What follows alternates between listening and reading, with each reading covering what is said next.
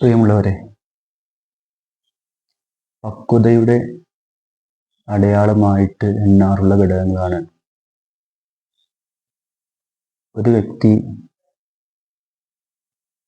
വിമർശനങ്ങളെയും പ്രോത്സാഹനങ്ങളെയും എങ്ങനെ നേരിടുന്നു, അല്ലെങ്കിൽ അതിനോട് എങ്ങനെ പ്രതികരിക്കുന്നു എന്നുള്ളത്. ഇത്തരക്കാരെ ഇമാം ഗസാലി നാലാക്കി തിരിക്കുന്നുണ്ട്. ഒരു വിഭാഗം ആളുകൾ അവരെ ആരെങ്കിലും പ്രശംസിച്ചു കഴിഞ്ഞാൽ അവർക്ക് അതിയായ സന്തോഷമുണ്ടാകും. ആ സന്തോഷം അവർ ആ പ്രശംസിച്ച വ്യക്തിയോട് പ്രകടിപ്പിക്കുകയും ചെയ്യും. ഇനി ഇത്തരക്കാരെ ആരെങ്കിലും വിമർശിച്ചു കഴിഞ്ഞാൽ അവർക്ക് അതിയായ ദുഃഖമുണ്ടാകും. ആ ദുഃഖം ആ വിമർശിച്ച വ്യക്തിയോട് അവർ പ്രകടിപ്പിക്കുകയും ചെയ്യും. ഇനി ഇതാണ് ഒന്നാമത്തെ വിഭാഗം ആളുകൾ. മറ്റൊരു വിഭാഗം അവരെ ആരെങ്കിലും പ്രശംസിച്ചു കഴിഞ്ഞാൽ അവർക്ക് അതിയായ സന്തോഷമുണ്ടാകുന്നു. പക്ഷേ ആ പ്രശംസിച്ച വ്യക്തിയോട് അവരത് പ്രകടിപ്പിക്കുന്നില്ല. അവരുടെ ഉള്ളിൻ്റെ ഉള്ളിൽ സന്തോഷമുണ്ടാകാൻ കാരണമാവും, പക്ഷെ മുമ്പിൽ നിൽക്കുന്ന അല്ലെങ്കിൽ ആ പ്രശംസ പറഞ്ഞ വ്യക്തിയോട് അവരത് പ്രകടിപ്പിക്കുന്നില്ല.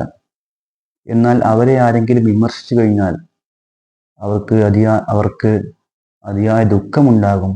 പക്ഷെ ആ ദുഃഖം ആ വിമർശിച്ച വ്യക്തിയോട് അവർ പ്രകടിപ്പിക്കുന്നില്ല. ഇത്തരക്കാരാണ് രണ്ടാമത്തെ വിഭാഗം ആളുകൾ. മൂന്നാമത്തെ വിഭാഗം എന്നുള്ളത് അവരെ ആരെങ്കിലും പ്രശംസിച്ചാലോ അല്ലെങ്കിൽ വിമർശിച്ചാലോ അവരിൽ യാതൊരു മാറ്റവും ഉണ്ടാകുന്നില്ല. വിമർശനങ്ങളെയും പ്രശംസയെയും ഒരുപോലെ നോക്കിക്കാണുന്ന, അല്ലെങ്കിൽ ഒരു മാനസികപരമായ മാറ്റവും ഉണ്ടാകാത്ത വിഭാഗക്കാരാണ് മൂന്നാമത്തെ വിഭാഗം. ഇനി നാലാമത്തെ വിഭാഗം, അവരെ ആരെങ്കിലും വിമർശിച്ചു കഴിഞ്ഞാൽ ആ വിമർശിച്ച വ്യക്തിയോട് അവർക്ക് അതിയായ സ്നേഹമുണ്ടാകും. എൻ്റെ തെറ്റ് തിരുത്താൻ വേണ്ടിയിട്ടാണല്ലോ അദ്ദേഹം എന്നെ വിമർശിക്കുന്നത് അല്ലെങ്കിൽ ഉപദേശിക്കുന്നത് എന്നായിരിക്കും അവരുടെ മനസ്സിലുണ്ടാകുന്ന ചിന്ത. ഇനി അവരെ ആരെങ്കിലും പ്രശംസിച്ചു കഴിഞ്ഞാൽ അവർക്ക് അതിയായ ദുഃഖമുണ്ടാകും. എന്തെന്നാൽ എൻ്റെ ഈ ഒരു നന്മ മാത്രമാണ് അവർ കാണുന്നുള്ളൂ. എന്നിൽ നിന്നും എത്രയോ തെറ്റുകൾ സംഭവിച്ചു പോകുന്നുണ്ട്, പക്ഷേ അതൊന്നും അവരറിയുന്നില്ലല്ലോ എന്നതുകൊണ്ട് അവരുടെ മനസ്സിൽ ഒരു ദുഃഖത്തിനാണ് കാരണമാവുക. അപ്പോൾ ഏറ്റവും കൂടുതൽ പക്വതയുള്ള ആളുകളിൽ ഏറ്റവും പക്വതയുള്ള ആളെന്ന് വിശേഷിപ്പിക്കാവുന്നത് ഈ മൂന്നാമത്തെയും നാലാമത്തെയും വിഭാഗത്തിൽപ്പെട്ട ആളുകളാണ്.